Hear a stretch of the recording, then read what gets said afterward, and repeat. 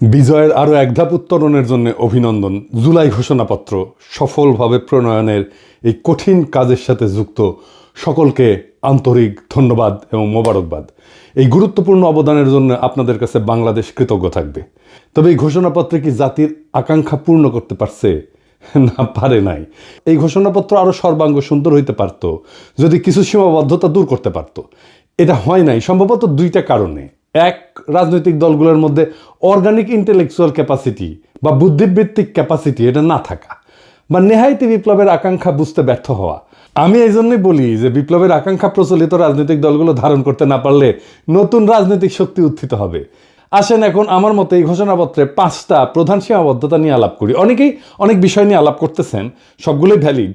আমি সেই আলাপগুলো আবার নতুন করে আমার আলাপের মধ্যে ঢুকায় আমার আলাপের কলেবর বাড়াইতে চাই না। তবে যে আলাপগুলো এখনো জনপরিসরে আসে নাই সেগুলো নিয়েই আজকের আলাপ করব। আসেন আল্লাহর নামে শুরু করি। ঘোষণাপত্রে উপনিবেশিক শক্তির বিরুদ্ধে দীর্ঘ লড়াই সংগ্রামের কথা বলা হয়েছে, কিন্তু ব্রিটিশ উপনিবেশিক শাসনের বিরুদ্ধে এই অঞ্চলের মানুষের লড়াইয়ের ধরন কেমনে হয়েছে, এই লড়াইটা, তার কর্তা সত্তা এবং রাষ্ট্র বাসনার যে অর্জন 1947 সালে পূর্ব পাকিস্তানের স্বাধীনতা প্রাপ্তির কথা এই ঘোষণাপত্রে উল্লেখ নাই। সত্য উচ্চারণে এরকম হীনমন্যতা, পূর্বপুরুষের বীরত্বপূর্ণ অবদানকে এড়ায় যাওয়া, তাদের মহান আত্মত্যাগের স্মৃতি অনুচ্চারিত রাখাটা ঘুরে ফিরে ওই একই বাঙালি জাতীয়তাবাদী বয়ানের রেখে যাওয়া স্থির করে দেওয়া বিন্দু থেকে আমাদের ইতিহাসকে দেখার পাঠ করার যে অলাথ চক্র তার মধ্যে আটকায় গেল। তার মানে আওয়ামী লীগের ইতিহাস যেরকম 52 সাল থেকে শুরু হয়, ঠিক একই জায়গা থেকে ওনাদের ঘোষণাপত্রের ইতিহাস শুরু হইল। এখানে দুইটা রাজনৈতিক টার্ম আমাদের একটু বুঝতে হবে। কর্তা সত্তা, ইংরেজিতে বলে এজেন্সি, কি সেটা? আমরা আগে দেখতাম যে রাজনৈতিক দলগুলো রাজনৈতিক লড়াই করে, তাদের কর্মীরা করে। 2024-এ কোনো রাজনৈতিক দল লড়াই সংগঠিত করছে, নেতৃত্ব দিছে? নাই। জনতাই রাজনৈতিক লড়াইয়ের নির্মাতা হয়েছেন। এটাই কর্তা সত্তা, এজেন্সি, নিজের ভাগ্যের নিয়ন্তা নিজেই হয়ে ওঠা। 2024 সালের বর্ষা বিপ্লব আমাদের দেখাইছে যে সাধারণ মানুষ চাইলে নিষ্ক্রিয় দর্শক বা শাসিত প্রজা থেকে দেশের রাজনীতির সবচেয়ে বড় খেলোয়াড় বা সক্রিয় কর্তা হয়ে উঠতে পারে। যখন জনগণ নিজের শক্তি সম্পর্কে সচেতন হয় এবং সেই শক্তি প্রয়োগ করার জন্য ঐক্যবদ্ধ হয়ে মাঠে নামে, তখনই জন্ম নেয় সত্যিকারের রাজনৈতিক কর্তা সত্তা, যেটা হয়েছে 2024 সালে। তো এই রাজনৈতিক কর্তা সত্তা জনগণের থাকায় লাভ কি, না থাকলে ক্ষতি কি? জনগণের রাজনৈতিক কর্তা সত্তা বা এজেন্সি একটা দেশের জন্য খুবই গুরুত্বপূর্ণ। সহজ ভাষায় এইটা হলো জনগণের সেই ক্ষমতা যার মাধ্যমে তারা নিজেদের ভাগ্য নির্ধারণে সক্রিয় ভূমিকা পালন করে। এর থাকা বা না থাকার উপরে দেশের ভবিষ্যৎ এবং নাগরিকদের জীবনযাত্রার মান নির্ভর করে। যখন একটা দেশের মানুষের রাজনৈতিক এজেন্সি বা কর্তা সত্তা থাকে, তার অনেক ভালো ফল আছে। যেমন সরকারের জবাবদিহিতার স্বচ্ছতা নিশ্চিত হয়। জনগণ যখন সক্রিয় থাকে তখন সরকার যা খুশি তাই করতে পারে না। শাসকেরা জনগণের কাছে তাদের কাজের জন্য জবাবদিহি করতে বাধ্য থাকে। জনগণ প্রশ্ন করতে পারে, সমালোচনা করতে পারে এবং নির্বাচনের মাধ্যমে সরকারকে ক্ষমতা থেকে সরাইতেও পারে। এই এজেন্সি আমরা হারাই ফেলছিলাম। নাগরিক অধিকার সুরক্ষিত থাকে, মানে রাজনৈতিকভাবে সচেতন এবং সক্রিয় জনগণ তাদের সাংবিধানিক এবং মানবিক অধিকার, যেমন বাক স্বাধীনতা, সমাবেশের স্বাধীনতা, ন্যায় বিচার পাওয়ার অধিকার, এই সম্পর্কে সজাগ থাকে। কোনো সরকার এই অধিকারগুলো কেড়ে নেওয়ার চেষ্টা করলে জনগণ ঐক্যবদ্ধভাবে প্রতিরোধ গড়ে তোলে, যেটা আমরা করছিলাম। হাসিনা এগুলো সবগুলো আমাদের কেড়ে নিয়েছিল। এর ফলে রাষ্ট্রের সুশাসন এবং স্থিতিশীলতার প্রতিষ্ঠা পায়। যেমন জনগণ যখন নীতি নির্ধারণের প্রক্রিয়ায় অংশগ্রহণ করে তখন সরকারের গৃহীত সিদ্ধান্তগুলো আরও বাস্তবসম্মত হয়, গণমুখী হয়। এর ফলে সামাজিক উত্তেজনা কমে এবং দীর্ঘমেয়াদী রাজনৈতিক স্থিতিশীলতা তৈরি হয়। জনগণ অনুভব করে যে রাষ্ট্র তাদের কথা শোনে। 4 নাম্বার, সামাজিক ন্যায় বিচার এবং সমতা বৃদ্ধি পায়। সমাজের প্রান্তিক, দরিদ্র, অনগ্রসর এবং সুবিধাবঞ্চিত গোষ্ঠীগুলো তাদের এজেন্সির মাধ্যমে নিজেদের দাবি দাওয়া তুলে ধরতে পারে। এর ফলে রাষ্ট্র তাদের প্রতি নজর দিতে বাধ্য হয় এবং সমাজে অর্থনৈতিক এবং সামাজিক বৈষম্য কমে আসে। যেমন ধরেন শ্রমিক সংগঠনগুলো তাদের কর্তা সত্তা প্রয়োগ করে ন্যায্য মজুরি এবং নিরাপদ কর্মপরিবেশ আদায় করে নিতে পারে। এবং 5 নাম্বার, জাতীয়তাবোধ এবং দেশপ্রেম শক্তিশালী হয়। যখন জনগণ মনে করে যে দেশটা তাদের এবং দেশের ভালো মন্দে তাদের ভূমিকা আছে, তখন তাদের মধ্যে স্বাভাবিকভাবেই দেশপ্রেম, জাতীয়তাবোধ বৃদ্ধি পায়। তারা দেশের সম্পদ রক্ষা করে, দেশের উন্নয়নে নিজেদেরকে অংশীদার মনে করে। আর যেই দেশে জনগণের রাজনৈতিক এজেন্সি না থাকে সেই দেশে এক অন্ধকার পরিস্থিতি তৈরি হয়।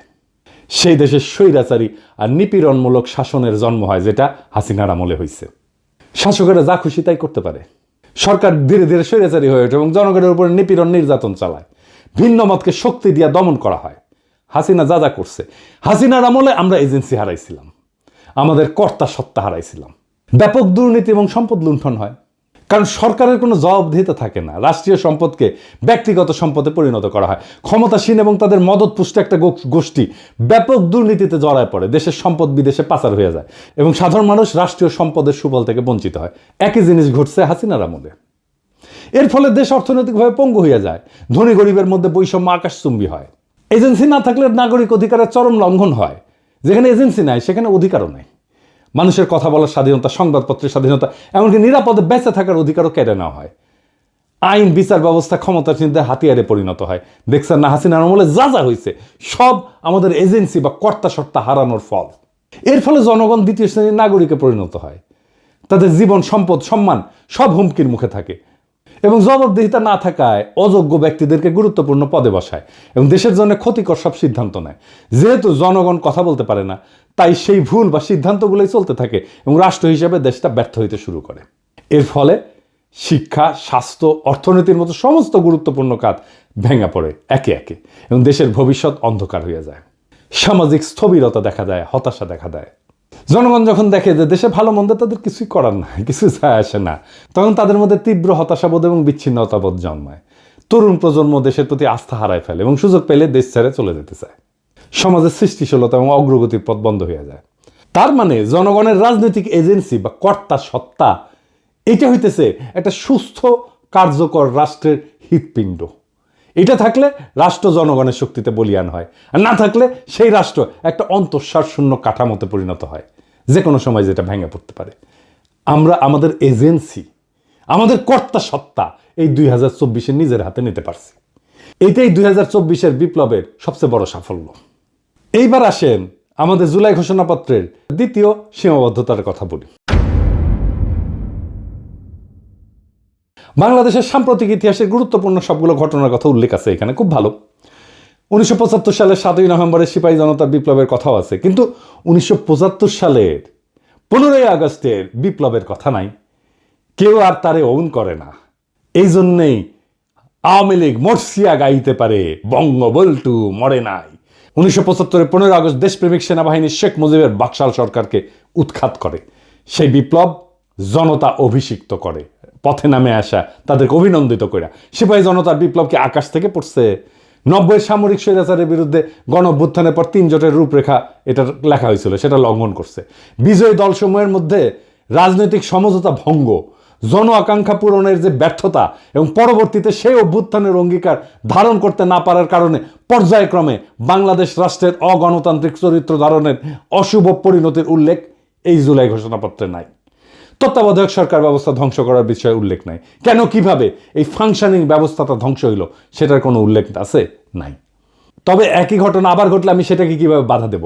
এবার আসেন 3 নম্বর সীমাবদ্ধতা। গত প্রায় 16 বছর দীর্ঘ ফ্যাসিস্ট দুঃশাসন প্রতিষ্ঠা করতে, জনগণের উপরে ধারাবাহিক নিপীড়ন চালাইতে রাষ্ট্রের মূল প্রতিষ্ঠানসমূহের মধ্যে সবচেয়ে বেশি আগ্রাসী শক্তি ব্যবহার করছে সশস্ত্র বাহিনী এবং সামরিক গোয়েন্দা সংস্থা, যাদের স্বীকৃত অপরাধ কর্মের কোনো উল্লেখ জুলাই ঘোষণাপত্রে নাই। আয়নাঘর কোথায় হয়েছে? ক্যান্টনমেন্টের মধ্যে ডিজিএফআই করছে।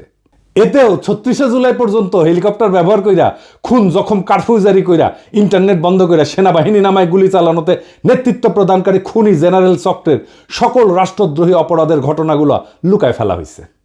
স্পষ্ট কইরা সেনাবাহিনীর তরুণ সৈনিক অফিসারদের অংশগ্রহণের সংগ্রামী বৈশিষ্ট্যের কথা না বইলা সাধারণভাবে জনসাধারণের পক্ষে সেনাবাহিনীর অবস্থান গ্রহণের কথা উল্লেখ করা হয়েছে।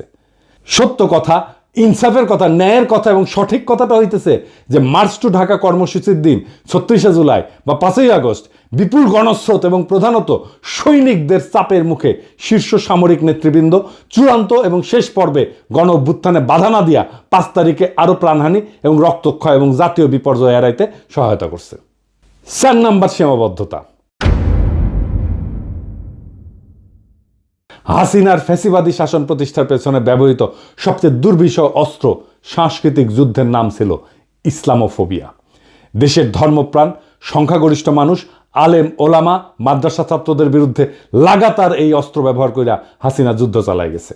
2013 সালের 5ই মে শাপলা চত্বরে রাতের অন্ধকারে লাইট লিভায় রাষ্ট্রীয় বাহিনী দিয়ে নারকীয় হত্যাযজ্ঞ পরিচালনা করা হয়েছে, যে হৃদয় বিদারক ঘটনাটা আমাদের ইতিহাসে একটা সুগভীর ক্ষত সৃষ্টি করছে।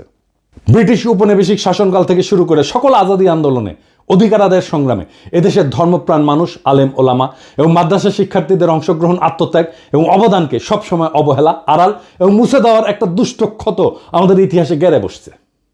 এই উগ্র জাতীয়তাবাদী তথাকথিত প্রগতিশীল দুষ্ট ক্ষতের ইতিহাস আবার পুনরাবৃত্ত হয়েছে। তাদের লড়াইয়ের যথাযথ মর্যাদা স্বীকৃতি, বাংলাদেশের ভবিষ্যৎ রাষ্ট্র গঠনের আকাঙ্ক্ষায় তাদের অবদান এবং ত্যাগের যথাযথ হিস্সা ছাড়া কোনোদিন আমাদের এই স্বপ্ন, বাংলাদেশ গড়ার স্বপ্ন পরিপূর্ণ হবে না। বাংলাদেশের আলেম ওলামা মাদ্রাসা শিক্ষিতদের ব্যাপক এবং সর্বাত্মক অংশগ্রহণ ছাড়া 2024-এর বিপ্লব সফল হতো না, এটা লিখে রাখতে পারেন। পঞ্চম সীমাবদ্ধতা। 2024-এর বিপ্লবে মেহনতি মানুষ এবং নারীর অংশগ্রহণের প্রশ্নটা দৃশ্যমানভাবে আসেনি। জুলাই গণ অভ্যুত্থানে অংশগ্রহণকারী বড় দুইটা শক্তি ছিল শহরের মেহনতি মানুষ এবং নারী সমাজ। বৈষম্য বিরোধী সংগ্রামের এই বৈশিষ্ট্য ঘোষণাপত্রে উল্লেখ করা হয়নি।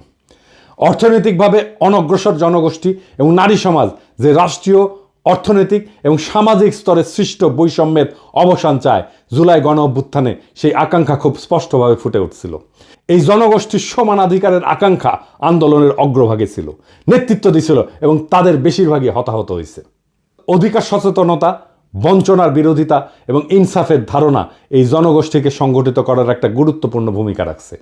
নতুন বাংলাদেশের অর্থনৈতিক নীতি কি বৈষম্য মোচন বা দারিদ্র্য বিলোপের দিকে পরিচালিত হবে? তার উপরেই নির্ভর করতেছে নতুন রাষ্ট্র ব্যবস্থার চরিত্র এবং স্থিতিশীলতা।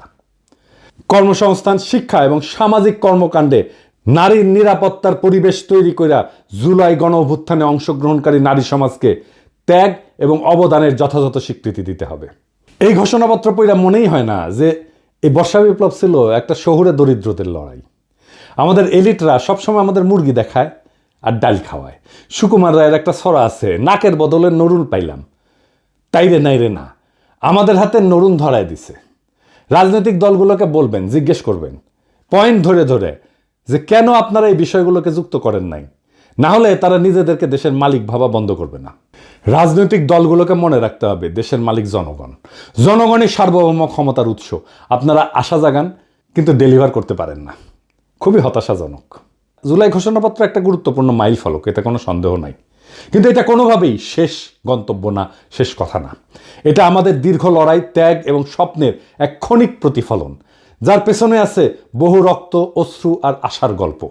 এই ঘোষণার জন্ম হয়েছে এক গর্জে ওঠার সময়ের ভেতর থেকে, যখন মানুষ আর তাকাইছিল না কোনো নেতা বা দলের দিকে, বরং নিজেরা হাতে তুলে নিছিল রাজনৈতিক কর্তাসত্তার ভার। কিন্তু যে ঘোষণাপত্রের জন্ম হলো এই রক্ত গরম বাস্তবতা থেকে, সেটা যদি সেই বাস্তবতার বহু বর্ণ, বহু স্বর এবং মূল তাগিদকে ধারণ করতে ব্যর্থ হয়, তাহলে সেটা এক অর্থে জনগণের সাথে বিশ্বাসঘাতকতা হবে। যারা ময়দানে প্রাণ দিল, যারা নিঃস্ব হয়েও আশায় বুক বাঁধল, যারা চোখের সামনে ভাই বোন হারালো, তাদের ইতিহাস, তাদের দাবি, তাদের আত্মত্যাগের ভাষা বাদ পড়ে গেল। ঘোষণাপত্র না, সেটা হয়ে ওঠে আবার এক শ্রেণীর ক্ষমতা কাঠামোর পুনরুৎপাদনের হাতিয়ার। এই ব্যর্থতা নিয়ে নিরুৎসাহিত হওয়া যাবে না, বরং এই ব্যর্থতা থেকে নতুন শক্তির জন্ম দিতে হবে। যদি প্রচলিত রাজনৈতিক দলগুলো এজেন্সিহীন, ভবিষ্যৎ বিমুখ হইয়া পড়ে, তবে নতুন নেতৃত্ব, নতুন কাঠামো, নতুন চেতনার আবির্ভাব হবে। কেননা ইতিহাস দাঁড়ায় থাকে না, সে আগায় যায়। পিছনে ফেলে দেয় তাকেই যাকে সে ব্যর্থ মনে করে। তাই আসেন আমরা এই ঘোষণাপত্রকে একটা খসড়া হিসেবে বিবেচনা করি। এটা জনগণের অসীম শক্তির সামনে একটা খোলা চিঠি, যা আবার লেখা হবে, আবার সম্পাদিত হবে, আবার জনগণই তার রূপ নির্ধারণ করবে। এটাই হলো গণতন্ত্রের প্রকৃত চেহারা, যেখানে প্রত্যেকটা মানুষ শুধু ভোটার না, ইতিহাসের লেখক। যেখানে জনগণ শুধুই অনুসারী না, বরং রাষ্ট্র নির্মাণের কর্ণধার। আমরা যারা আজ প্রশ্ন করতেছি, সমালোচনা করতেছি, তারা কেউ এই প্রক্রিয়ার বাইরে না, বরং এই চর্চাই আগামী দিনের সুসংগঠিত, সুবিচার ভিত্তিক, ন্যায় ভিত্তিক, ইনসাফ ভিত্তিক বাংলাদেশের ভিত্তি করবে। বর্ষা বিপ্লব একদিনের ব্যাপার না, এই শুরু, শেষ না। এইটা একটা যাত্রা, এটা একটা জার্নি। এইখানে গন্তব্যের দিকে যাত্রা আছে, কিন্তু গন্তব্যে পৌঁছানো নাই। গন্তব্য সবসময় অধরা থাকে। আমরা প্রত্যেক দিন একটু একটু করে অগ্রসর হই, আরো ভালো, আরো প্রগতিশীল, আরো মানবিক আর একটা রাষ্ট্রের দিকে। এটাই আমাদের যাত্রা, এটাই আমাদের রাজনীতি, এটাই রাষ্ট্র গঠন। ইনকিলাব জিন্দাবাদ।